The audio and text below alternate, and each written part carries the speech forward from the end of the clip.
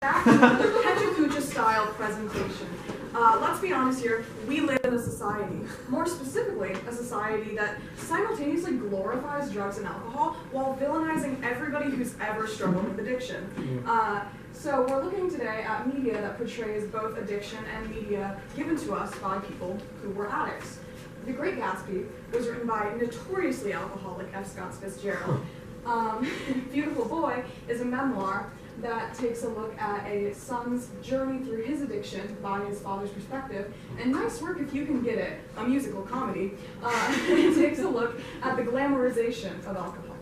Beautiful Boy, to start with, paints addiction in a realistic light, simultaneously talking about drug culture in a common way. The author, David, speaks about his own experimenting in his approach to deal with his son's abuse.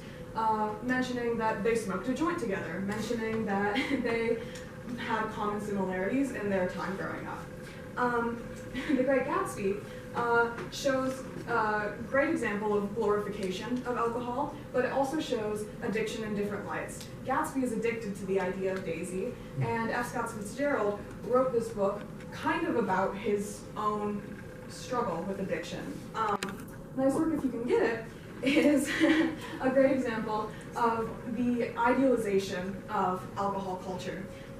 Jimmy Winters is never taken care of or given responsibility for his actions of overconsumption and continues to have a party life.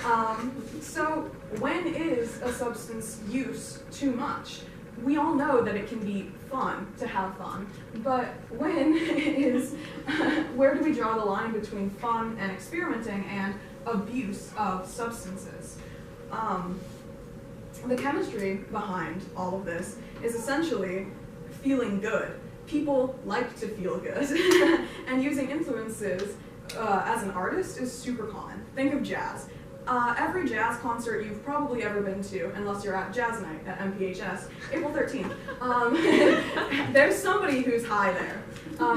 And we think about celebrities like your favorite rapper, or Demi Lovato, and people who have been struggling with addiction to abuse to addictive substances, and we see them not as mentally ill people, but as monsters. Why do we do that? Essentially, it's because we've been programmed to think that it's a choice.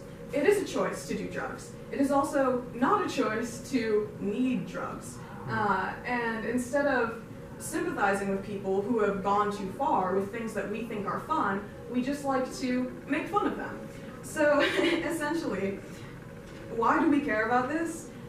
Is this natural selection? Is this a process that we need to go through? I don't know, but I think that you should be aware about how much of your media comes from people who abuse substances and how much of your media is influenced by drug culture. Stay woke.